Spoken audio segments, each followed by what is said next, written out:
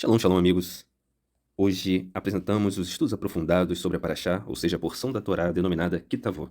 Kitavó é a Paraxá de número 50, ou seja, a 50ª Paraxá do ano de 5.784. Esta porção se inicia em Devarim, Deuteronômio, capítulo 26, verso 1, e termina no capítulo 29, verso 8. O versículo-chave para a compreensão do nosso shiur, ou seja, da nossa aula de hoje, da Paraxá de hoje, está em Devarim, Deuteronômio, capítulo 28, verso 6, onde lemos: Bendito serás ao entrares e bendito serás ao saíres. Sem demoras, vamos agora direto ao ponto. Vamos agora à nossa habitual introdução e contextualização da Paraxá de hoje, que é a Kitavó. O que está sendo relatado na porção da Torá Kitavó? O nome da Paraxá Kitavó significa quando vieres, e encontra-se em Devarim, Deuteronômio, capítulo 26, verso 1. Na Paraxá Kitavó, Moisés instrui o povo de Israel da seguinte forma: quando entrardes na terra que Deus vos dá como herança eterna, e quando vocês forem estabelecidos nela, e plantares e cultivardes, trazei os primeiros frutos maduros, ou seja, os bicurim, do vosso pomar ao local de louvor, ou seja, o tabernáculo, o Mishkan, o Beit HaMikdash, e declarai assim a vossa gratidão por tudo o que o Eterno vosso Deus fez por vós. Na Paraxá Kitavó também estão as leis dos dízimos dados aos levim, ou seja, aos levitas, e também aos pobres. E também encontramos instruções detalhadas sobre como proclamar as bênçãos e as maldições no Monte Gerizim e no Monte Eival. Conforme discutido no início da Paraxá Re'ê, Moisés recorda ao povo que eles são o povo escolhido por Deus e devem, portanto, se comportar de acordo com esta eleição. Ou seja, reconhecendo suas responsabilidades, honrando o Eterno e se esforçando para serem considerados dignos do chamado. A última parte de Kitavó consiste na Torahá, que quer dizer repreensão. Ocorre que, depois de enumerar as bênçãos com as quais o Eterno alcançará o povo, quando o povo seguir as leis da Torá, ou seja, da lei divina, Moisés faz um longo e duro relato das coisas mais e adversas, como doenças, fome, pobreza e exílio, ou seja, as situações que cairiam sobre o povo caso eles abandonassem os mandamentos do Eterno. Moisés conclui então dizendo ao povo que só hoje, 40 anos após o seu nascimento como um povo, é que eles alcançaram abre aspas, um coração para saber, olhos para ver e ouvidos para ouvir. Sigamos assim, amigos, para a primeira parte do nosso estudo, cujo título é Qual é a verdadeira e mais elevada missão do eleito do Eterno? Antes, porém, de mergulharmos nas profundidades da Paraxá Kitavó, precisamos explicar as bases criacionais do homem e do mundo. Por que o mundo funciona da maneira que funciona? Ocorre que o Eterno, o Deus de Israel, estabelece desde a primeira porção da Torá e também estabelece nas demais literaturas hebraicas e nos textos rabínicos os pilares, ou seja, as colunas da criação. Isto é, de acordo com o Midrash, o que é o Midrash? É a literatura do povo do Eterno, do povo de Israel, que se propõe a explicar as profundidades das Escrituras através de parábolas. De acordo com o Midrash, antes de criar o universo, o Eterno construiu 7 conceitos que permeiam toda a Bíblia. O primeiro conceito é a Torá.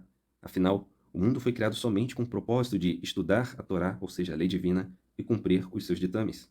O segundo conceito é a Teshuvá, que é o retorno ao Eterno, o arrependimento, a conversão genuína. A Teshuvá foi concebida para manter a existência do mundo. Afinal, um mundo sem Teshuvá pereceria inevitavelmente aos olhos do juízo do Eterno. O terceiro conceito é o Gan Eden. O Gan Eden foi concebido a fim de assegurar um benefício para os justos, os íntegros, os retos. O quarto conceito é o Gehenom, que é o local de sofrimento e penitência, vulgarmente conhecido aqui como inferno. O Gehenom, ou seja, o local de penitência, o inferno foi concebido a fim de dar castigo ao perverso, ao malvado.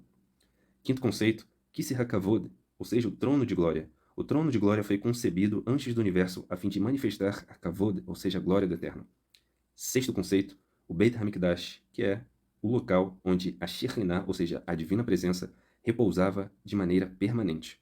Portanto, o conceito de Beit HaMikdash, ou seja, o local de louvor, a casa do definido, foi concebido como uma condição para a criação. Sétimo e último conceito, o nome do Mashiach. O objetivo final da humanidade é chegar aos dias do Mashiach, aos dias do Messias, e esta época é conhecida como a Era Messiânica, e também como Olam Rabá, ou seja, o mundo vindouro. Assim sendo, o nome do Messias, ou seja, o nome do Mashiach, deveria ser estabelecido antes mesmo da iniciação de todas as coisas, conforme está registrado em Mishlei Provérbios, capítulo 8. E a referência deste padrão, destes conceitos, estão na literatura El Midrash Edisi, e também estão presentes no comentário Por que Deus Criou a Luz, na página 5 do Rumash Gutnick, da editora Mayanot. E estas 7 criações, estes 7 conceitos em particular, são vitais para a humanidade. Portanto, foram concebidos antes da criação. E estes 7 conceitos representam a base estrutural do roteiro do nosso mundo. Vamos agora, amigos, iniciar os comentários a respeito da Parashá Kitavot, já contextualizados na introdução, já contextualizados das bases estruturais do universo, da criação e do homem. Vamos aos comentários do livro A Torá de Moisés, que é um Rumash, ou seja, uma edição da Torá da editora Sefer. O comentário em questão está na página 578. E essa página contém os comentários sobre Devarim, Deuteronômio capítulo 26, verso 2. O seguinte comentário é sobre o texto de Devarim, Deuteronômio capítulo 26, verso 2, onde lemos: Tomarás das primícias de todo o fruto da terra que trouxeres da tua terra que o Eterno teu Deus está te dando, e os porás num cesto, e irás ao lugar que escolher o Eterno teu Deus, para ali fazer habitar o seu nome. E assim diz o comentário, amigos, sobre este texto. No seu princípio, esta paraxá trata do mandamento de Rabaat Rabekurim, ou seja, entrega das primícias, que todo israelita levava todo ano ao templo de Jerusalém, ao local de louvor ao Eterno, o Beit HaMikdash, ou Mishkan. Na Mishnah, em Masechet Bikurim, é relatada esta cerimônia da seguinte maneira: como eram separadas as primícias? Um homem ia ao seu campo e via figos maduros, uvas maduras, romãs maduras, as marcava e as consagrava, dedicava ao Eterno, dizendo: sejam estas Bikurim. Como se traziam então as primícias a Jerusalém? Todas as aldeias da região reuniam-se na aldeia principal e dormiam nas ruas fora das moradas. E pela manhã, o superior clamava dizendo: vinde e subamos a Sião, a casa do Eterno nosso Deus. Então o povo caminhava e na frente ia um touro cujos chifres eram cobertos de ouro e sua cabeça ornamentada com uma guirlanda de oliveira. E bem na frente de todos, o som das flautas mostrava o caminho de Jerusalém.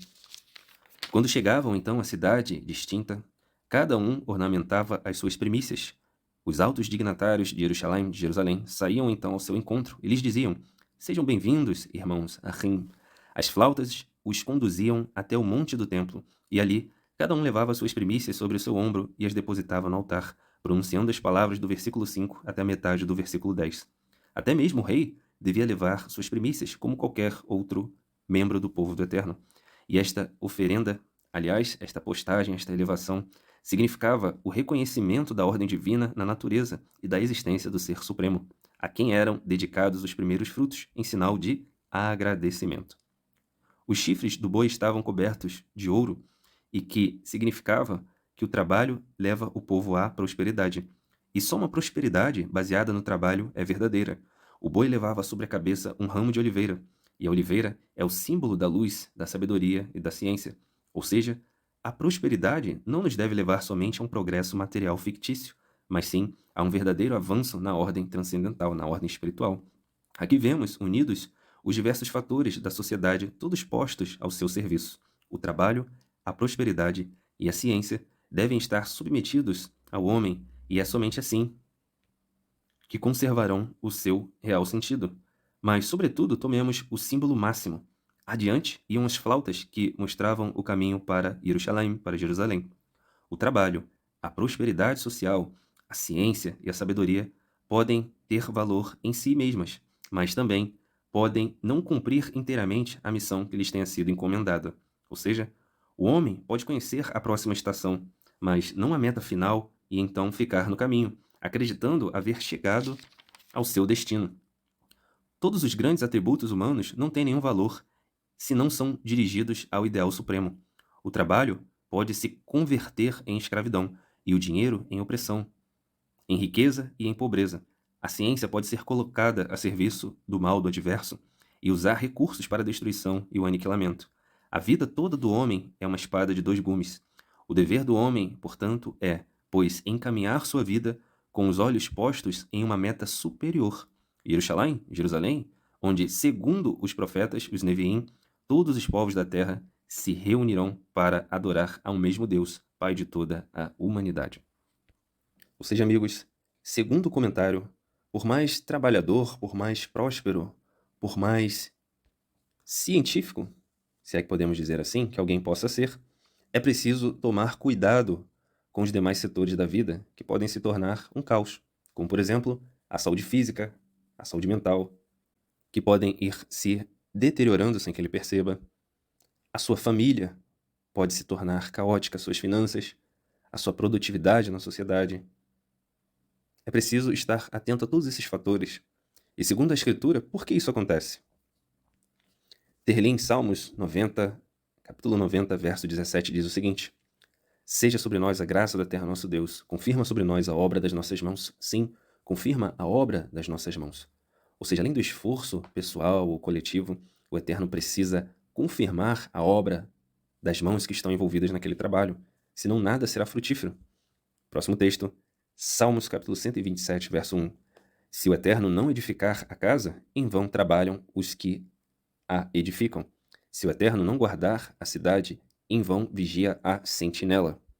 Ou seja, por mais diligente que seja a construção de uma casa, por mais diligente que seja a vigília, a vigilância de um guarda, se não houver a bênção do Eterno naqueles circuitos, naqueles esforços, nada será funcional.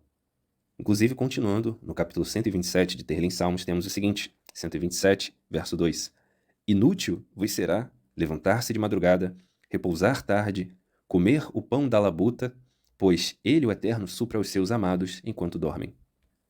E esses versos de Terli em Salmos, eles desenham para nós uma realidade que não pode ser ignorada. O Eterno está nos ordenando, nestes Terlim, nesses Salmos, a tomar cuidado com o sufocante ciclo. Um ciclo sem fim, como diria a canção do filme Rei Leão. Que ciclo? O ciclo de acordar, comer, trabalhar, pagar boleto. Tudo isso para chegar no fim do dia e repetir o ciclo, conforme está na Bessorá, na Boa Nova. Em Matitiahu, capítulo 13, verso 22, onde lemos: E o que foi semeado entre espinhos é o que ouve a palavra, mas os cuidados deste mundo, a sedução das riquezas, sufocam a palavra e fica infrutífera. Aqui, o Eterno está nos mostrando como identificar e como evitar um ciclo vicioso. Temos que nos empenhar diariamente para vivermos um ciclo virtuoso. E essa é uma pergunta que todos nós temos que fazer diariamente. Qual é o verdadeiro valor da vida? Eu estou usando o combustível da vida, isto é, eu estou usando o meu tempo de maneira eficaz? E lembramos aqui, neste ponto, que não estamos encorajando a pessoa a não trabalhar, muito pelo contrário. Estamos falando aqui sobre sofrer com qualidade, ou seja, sofrer, trabalhar, se esforçar pelo que vale a pena. O Eterno não tem concorrentes. Não se pode usar o trabalho, a ciência, a prosperidade, ou seja, coisas normais da vida, para sabotar a nossa verdadeira e mais elevada missão na vida, que é servir ao Eterno. Isso nos mostra, essa reflexão nos mostra, esses versículos nos mostram, que há uma vida verdadeira por trás da vida que nos apresentaram. Existe, disponível para ser conquistada, uma vida em abundância. E essa reflexão, amigos, nos leva à parte 2 do nosso estudo, cujo título é Por quais atitudes podemos ser afastados de uma vida em abundância? O ciclo virtuoso, ao qual fizemos menção, a vida plena, é ter uma vida em abundância. Mas para entendermos o que é uma vida em abundância, precisamos entender primeiro o contraste, ou seja, vamos entender aquilo que não é uma vida em abundância. Vamos enumerar agora algumas atitudes que podem privar uma pessoa de uma vida em abundância. A primeira atitude que pode afastar a pessoa de uma vida em abundância é se apegar a aspectos periféricos e desprezar o principal, conforme está escrito em Hosea, Oséias, capítulo 6, verso 3. Conheçamos e prossigamos em conhecer ao Eterno. Ou seja, o Eterno é o alvo principal. Conforme diria Shlomo, ou seja, o rei Salomão, em Kohelet, em Eclesiastes, capítulo 12, verso 13. De tudo o que tendes ouvido, teme ao Eterno e guarde seus mandamentos, porque isto é o dever de todo homem. Ou seja, amigos, de todo o material, de todo insumo, de toda matéria-prima, de toda a literatura que o Eterno nos dá em nossa vida, devemos metabolizar, transformar tudo isso em ferramentas verdadeiras e fiéis de busca ao eterno. E de que maneira isso pode acontecer? Como isso se dá no mundo material, no mundo real? Isso acontece, por exemplo, quando usamos a prosperidade intelectual, a prosperidade financeira, usando o nosso tempo para melhorar nossa busca ao eterno. Tudo tem que convergir na busca ao eterno. E não podemos tratar esta busca como um evento isolado, ou um evento pontual no nosso dia a dia. O que nos leva à segunda atitude que pode afastar a pessoa de uma vida em abundância, que é desprezar a Torá, desprezar a lei divina, desprezar o mandamento divino. Mishlei Provérbios, capítulo 4, verso 14, diz o seguinte: Não entres na vereda dos ímpios, ou seja, no caminho dos que desprezam a Torá, nem andes pelo caminho dos maus. Evita-o, não passes por ele. Desvia-te dele e passa de largo. Provérbios, Mishlei, capítulo 28, verso 9. Quem desvia os seus ouvidos de ouvir a lei, até a sua oração será abominável. Repetindo, quem desvia os seus ouvidos de ouvir a Torá, até a sua oração será abominável. Alguns nesse ponto poderiam dizer: Poxa, mas aí vocês forçaram a barra. O texto não diz quem desvia os seus ouvidos de ouvir a Torá. O texto diz quem desvia os seus ouvidos de ouvir a lei. Isso em português. Se você analisar o original, você vai ver que a expressão usada e traduzida aqui como lei, na verdade, se refere à Torá. Vou deixar aqui na descrição deste episódio o link para você acompanhar esta palavra no original. Assim sendo, amigos, é fundamental, é primordial que a pessoa que se aproxima do Eterno tenha o zelo adequado pelos seus mandamentos. Pode parecer uma questão óbvia para quem lida com as Escrituras, porém existem muitos perfis que acreditam que é possível ter um relacionamento com o Eterno, que é possível se dirigir ao Eterno, enquanto ao mesmo tempo despreza os seus mandamentos. Por isso está registrado na Bessorá, nas palavras de Yohanan, de João, capítulo 2, verso 3. Ora, sabemos que o temos conhecido por isto, se guardamos os seus mandamentos.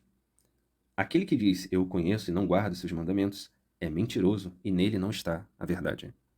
A terceira atitude que pode afastar a pessoa de uma vida em abundância é ouvir pessoas ou instituições com más intenções, conforme nos conta o comentarista da Torá, de Moisés, da editora Sefer, na página 581, a respeito de Devarim, Deuteronômio, capítulo 27, verso 18, onde lemos: Maldito aquele que fizer errar o cego. Esse comentário é sobre o texto em Deuteronômio, capítulo 27, verso 18, que diz: Maldito aquele que fizer errar o cego no caminho, e todo o povo dirá amém. Este versículo não trata do cego no sentido próprio da palavra, não somente no sentido literal da palavra, mas de uma pessoa que, insegura do rumo e decisão que deveria tomar em alguma circunstância, é abordada por outra pessoa que a faz errar intencionalmente. Existe um texto na Bessorá, na Boa Nova, que nos ajuda a entender corretamente a dinâmica desse acontecimento. Esse texto está em Mateus, capítulo 15, verso 14, e diz o seguinte: Deixai-os, são condutores cegos. Ora, se um cego guiar outro cego, ambos cairão na cova. Ou seja, existe o enganado e o enganador. Existe aquele que engana de maneira deliberada, intencional. Mas existe também a operação do erro. O que é a operação do erro? A operação do erro é uma situação onde pessoas perversas falam perversidades para outros perversos que desejam ouvir perversidades. Ou seja, não tem nenhum coitadinho ali. Repetindo o texto, deixai-os, são condutores cegos. Ora, se um cego guiar outro cego, ambos cairão na cova.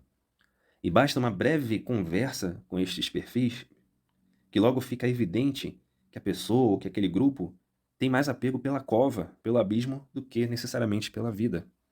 Por isso, o Mashiach Yeshua dizia, deixai-os.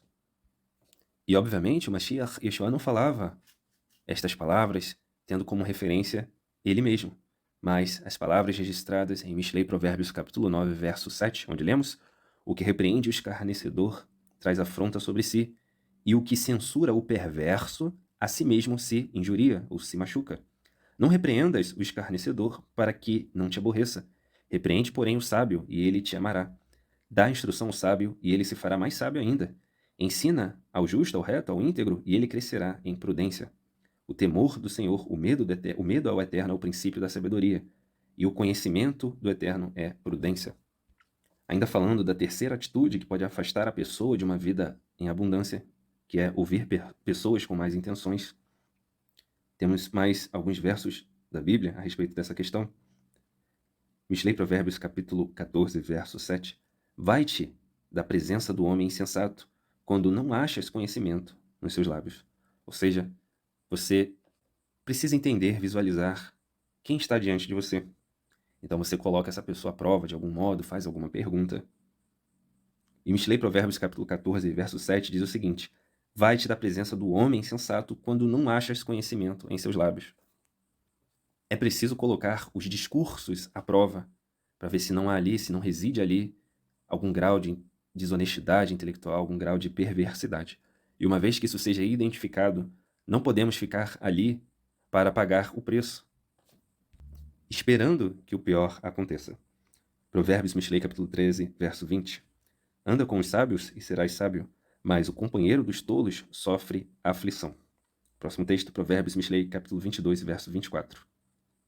Não faças amizade com o iracundo e nem andes com o homem colérico, para que não aprenda as suas veredas e tomes um laço para a tua alma. Conforme registrado nas Escrituras, as más conversações corrompem os bons costumes. Provérbios Mishlei, capítulo 22, verso 24, fala justamente disso. A sua exposição a essas pessoas, a esses discursos, a esses temperamentos, com o passar do tempo, moldarão a sua maneira de agir e de ver a vida, Hasbe Shalom, que o Eterno nos livre. Por isso, a instrução clara: não faças amizade, não andes, não aprenda as suas veredas. A quarta atitude que pode afastar uma pessoa de uma vida em abundância é tentar perverter o programa da Torá, da lei divina, ou não se esforçar para entendê-lo. Oséias capítulo 4, verso 6 diz o seguinte: o meu povo foi destruído porque lhe faltou o conhecimento. Porque tu rejeitaste o conhecimento, eu também te rejeitarei, para que não sejas correm sacerdote diante de mim. Visto que te esqueceste da lei de teu Deus, também eu me esquecerei dos teus filhos. Alguns, ao analisar esse texto, poderiam pensar, mas nossa, um povo foi destruído porque lhe faltou um conhecimento sobre um determinado código de leis, sobre determinadas jurisprudências. Será que o Eterno não exagerou? Acontece que a Torá, a lei divina, ela fala sobre o Mashiach, fala sobre redenção, fala sobre o exílio, o retorno do exílio, fala sobre pureza familiar, fala de mandamentos, de festas, de casamentos, de jurisprudências, fala de ascensão, de queda, fala de arrependimento, fala de obter o perdão do Eterno, fala de eleição, de vasos de honra e de desonra, fala de filhos das trevas e filhos da luz. E todos esses assuntos são fundamentais para quem está verdadeiramente vinculado ao Eterno e ao seu povo. Lembrando que o Eterno não estabelece uma religião, uma decoreba de leis e preceitos. O Eterno estabelece uma cultura, um povo. E o povo teria vida, estaria vinculado à vida em abundância somente se estivesse ligado à Torá, à lei divina, e principalmente à fonte de todas as coisas, de tudo isto, que é o Eterno. Todos nós sabemos que entender um assunto pela metade pode se tornar pior do que nunca ter entendido nada sobre o assunto. Afinal, quem pensa que já sabe tudo, não se esforça e nem guarda tempo ou espaço para aprender. Alguns poderiam dizer: ah, mas está gotejando, é melhor pingar do que faltar. Imagine você ficar debaixo de uma goteira parado a vida toda, por anos. Seria terrível. Seria não. É terrível. Não à toa, submeter alguém a uma goteira incessante que cai em seu corpo é um método de tortura. E o texto ele é claro. Não podemos viver de conta-gotas, de goteiras. A palavra de ordem da Torá, da lei divina, dos mandamentos, do Eterno, é imersão. Precisamos de imersão, conforme está registrado em Ezequiel capítulo 47, verso 3, onde o profeta, o Navi, Ezequiel tem uma visão sobre um rio que flui do templo em Jerusalém, ou seja, do Beit HaMikdash. À medida que o rio flui, a profundidade aumenta. Começa nos artérios, ou seja, no dedo dos pés, sobe aos joelhos, depois aos lombos, e eventualmente essas águas que fluem se tornam um rio que já não se pode mais atravessar a pé. Ou seja, quando se tratar dos mandamentos, da lei divina, de conhecer o Eterno, de se apegar à fonte de todas as coisas, não viva de conta-gotas. A quinta atitude que pode afastar a pessoa de uma vida em abundância é ser uma pessoa esquecida ou ingrata. Ou seja, ser uma pessoa que não reconhece o Eterno em seus caminhos. Devarim, Deuteronômio capítulo 8, verso 11 diz o seguinte: Guarda-te para que não te esqueças do Eterno Senhor teu Deus, não guardando os seus mandamentos e os seus juízos e os seus estatutos que hoje te ordeno, para que porventura, depois de teres comido e estares farto, e depois de teres edificado boas casas e habitando-as, e depois de se multiplicarem as tuas vacas e as tuas ovelhas, o seu rebanho, e se aumentar a tua prata e teu ouro, e se multiplicar tudo quanto tens, se não eleve o teu coração, e te esqueças do Senhor teu Deus, que te tirou da terra do Mitzrayim do Egito, da casa da servidão. Próximo texto, Oséias capítulo 13, verso 6. Segundo o seu pasto, assim ficaram fartos, e quando se fartaram, elevou-se o seu coração, e por isso se esqueceram de mim. Próximo texto, Irmiarro, capítulo 2, verso 32. Acaso pode uma virgem esquecer-se dos seus ornamentos? Ou uma noiva dos seus adornos? Todavia, o meu povo se esqueceu de mim por dias sem número. É importante enfatizar aqui que o Eterno ele não se alimenta da lembrança dessas pessoas. O Eterno não está triste ou chateado, ou ele não foi deixado de escanteio. O Eterno está nesses versos contextualizando a causa da destruição daquela geração. Por que aquela geração se perdeu? Porque quando eles alcançaram bens materiais, fartura, gado, ouro e prata, eles se assemelharam aos seus pastos, verdes e volumosos, e o seu coração cheio de gordura se esqueceu da fonte das suas bênçãos. Se esqueceram de onde vieram, de onde o Eterno havia os tirado, ou seja, da casa da servidão do Mitzrayim do Egito, da mão do Paró, da mão do faraó. No momento que eles colocaram seus corações em suas posses, no momento que eles acreditaram que a mão deles, que foi responsável por trazer tudo aquilo à vida deles, no momento que eles acreditaram, no minuto que eles acreditaram que tinha algum mérito, a decadência começou a se instaurar naquela sociedade. E aquela geração antes complexa, antes ligada à fonte de todas as coisas, começou a colapsar internamente, primeiramente, e depois esse colapso interno se refletiu na sociedade. Por quê? Porque começaram a acreditar em supostos méritos, e que as justiças e as bondades e as riquezas pessoais iriam salvá-los. Passaram a desprezar o Eterno e seus mandamentos para viverem na ilha da fantasia. Afinal, esqueceram-se de que tudo é misericórdia, até mesmo as palavras com as quais pedimos perdão ao Eterno. Tudo vem dele. É o Eterno que cria o mal e a justiça, a luz e as trevas. Não há nenhum espaço nesse programa, nesse código, nessa base criacional para méritos pessoais. E qual seria o remédio para essa situação? O remédio está registrado em Provérbios, Mishlei capítulo 16, verso 3.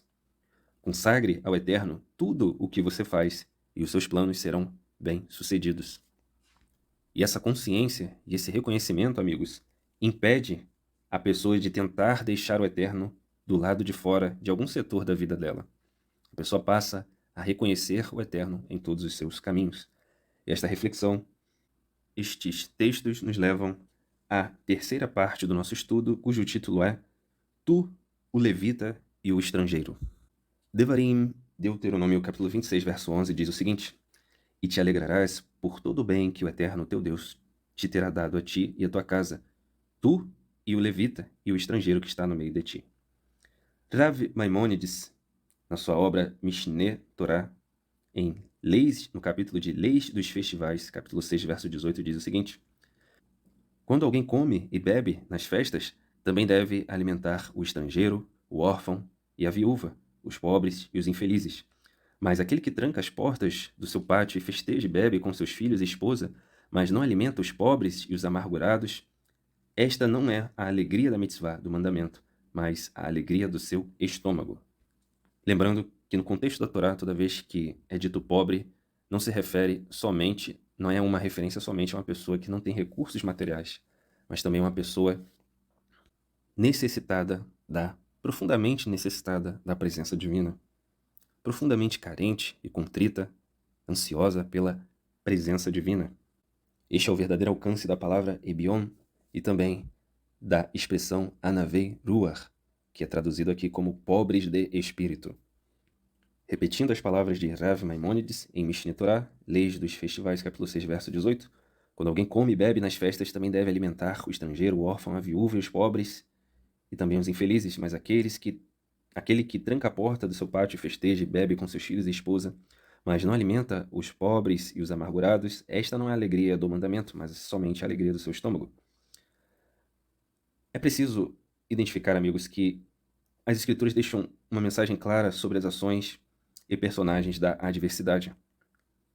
Por outro lado, o perfil colaborador, a pessoa íntegra, o tzadik, o justo, a pessoa reta, a pessoa que tem a alegria de cumprir os mandamentos,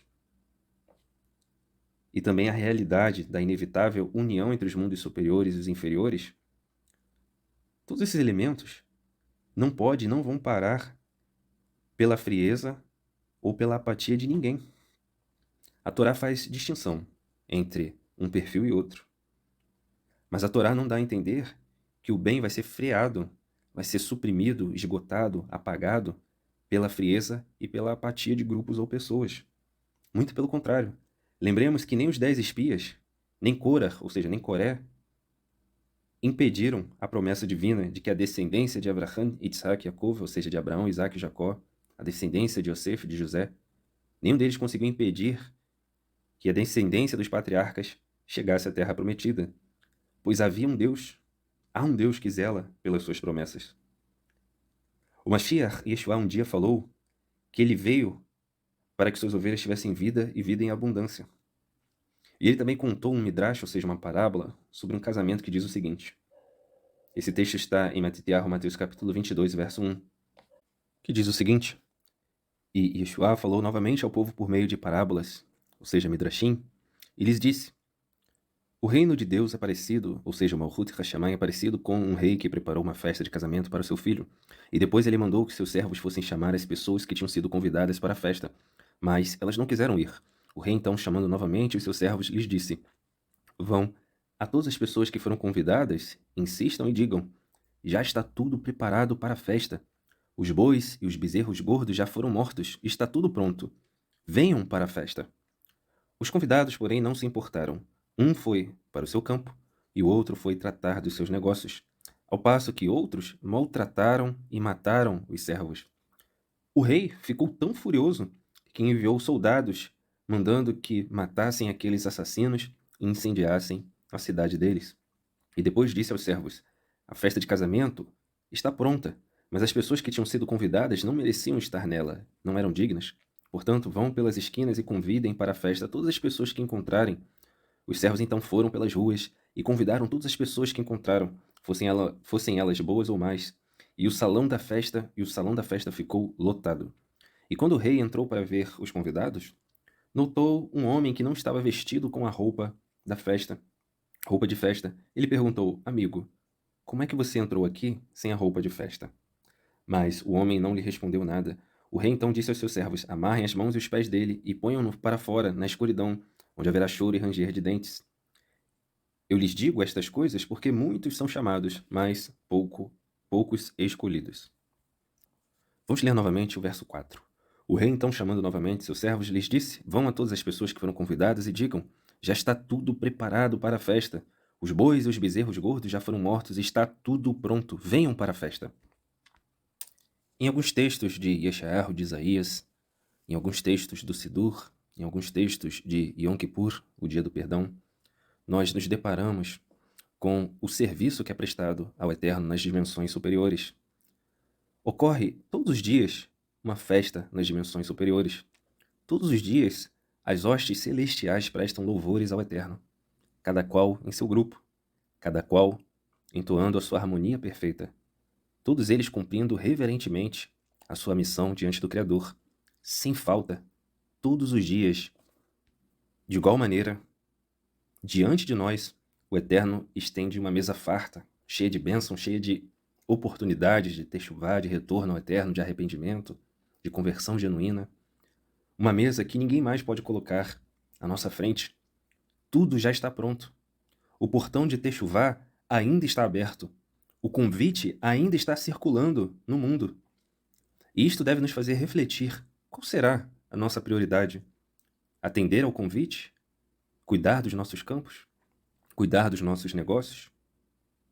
Ou focar naquilo que permanece? E claro, não é de qualquer maneira, é condicional. O padrão, o critério, a qualidade não caiu. Não é porque as primeiras pessoas não atenderam que isso facilitou a vida dos que vieram depois. Nós vemos nesse texto o rei cobrando uma pessoa por não estar com as vestes adequadas, com as vestes festivas. Por que isso? Por que essa cobrança tão rígida? Porque vestes na Torá, vestes na Escritura, simbolizam mandamentos. Por isso está registrado: sejam sempre alvas as tuas vestes e nunca te falte o óleo sobre a tua cabeça. Esse texto está em Kohelet Eclesiastes, capítulo 9, verso 8. E estes textos, esta reflexão, amigos, nos leva à quarta parte do nosso estudo, cujo título é Aquilo que Permanece. Nós falamos sobre a mesa posta diante de nós, falamos sobre ser generoso e compartilhar as bênçãos do Eterno, falamos sobre trabalhar com inteligência sem esquecer das prioridades, falamos sobre como utilizar a prosperidade, as finanças da maneira adequada, falamos de diversos motores, diversas atitudes que podem ajudar a pessoa a ter uma vida em abundância. Mas precisamos, não podemos deixar de falar do combustível que movimenta tudo isso, todos esses motores da vida. Precisamos falar sobre a kavaná, ou seja, a real intenção, a intenção correta. As ações, precisamos falar sobre as ações e os sentimentos adequados, para que tudo isso que trouxemos nesse estudo veja a luz do dia. Vamos descobrir juntos qual é esse elemento indispensável.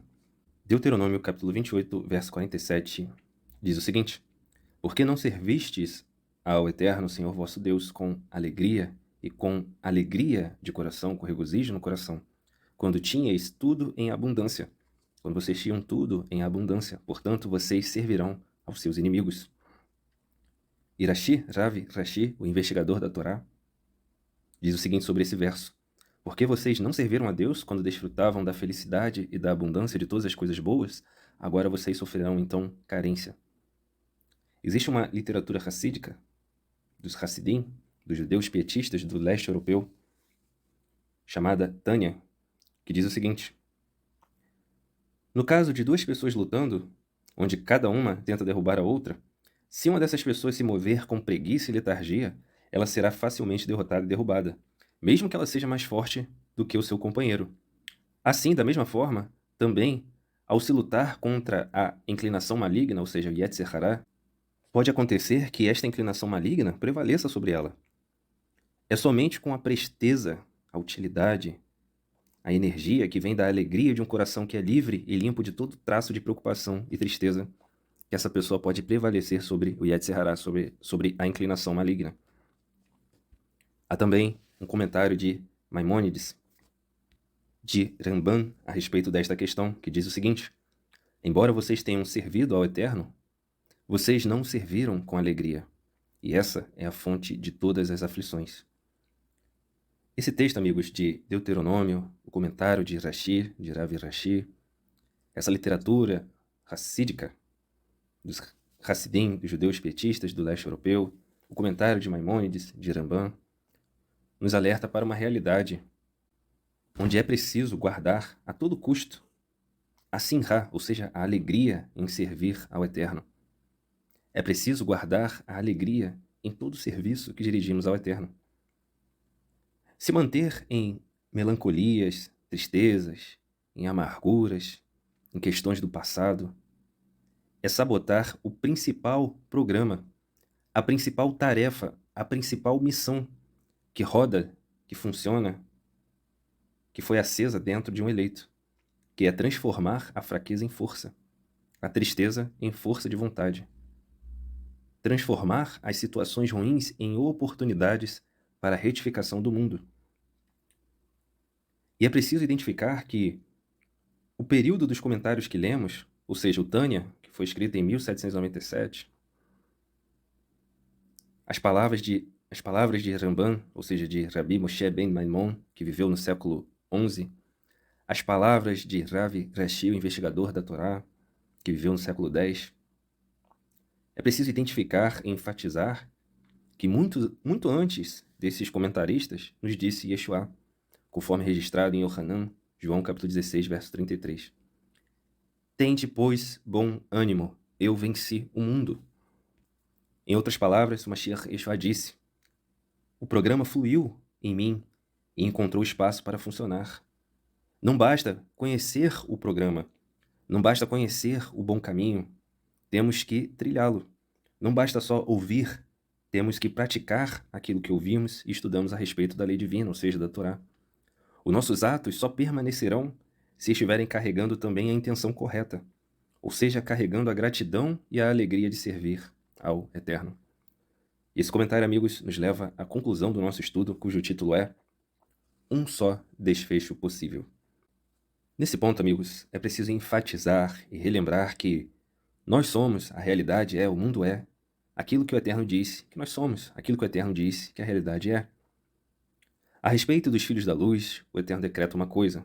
A respeito dos filhos das trevas, o Eterno decreta outra coisa. Mas em ambos os casos, as missões serão cumpridas. O comissionamento vem do alto. A missão ela é dada verticalmente. E todas as coisas e todas as pessoas cumprirão o propósito para o qual foram idealizadas pelo Eterno. Isso significa, na prática, que todos os dias devemos procurar a face do Eterno, pois só Ele dirige o que somos e o que seremos. Só Ele pode alargar as nossas fronteiras, as nossas limitações. E essa procura pela face do Eterno, ela não é um luxo, ela não é uma vontade. Ela é uma necessidade. É uma obrigação do eleito. O eleito do Eterno não vive sem isso, literalmente. Apesar do eleito estar no Olam Hazé, ou seja, no mundo presente, o eleito do Eterno e a sua alma, os seus níveis de consciência, são pré-existentes. E ele desce aos mundos inferiores conhecendo a sua missão. E ao longo da vida, ele vai se lembrando dessa missão enquanto ele se movimenta. Porque no momento que ele nasce, ele esquece. E enquanto ele age, enquanto ele se movimenta, enquanto ele busca o Eterno, ele vai gradativamente se lembrando dessa missão.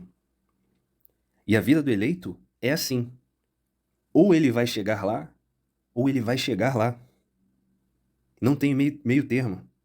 Embora ele tropece e caia, não existe uma opção de fracasso fatalístico, pois quem garante, quem põe a mesa, quem faz o convite, quem cria as situações na história do eleito, não é ele mesmo.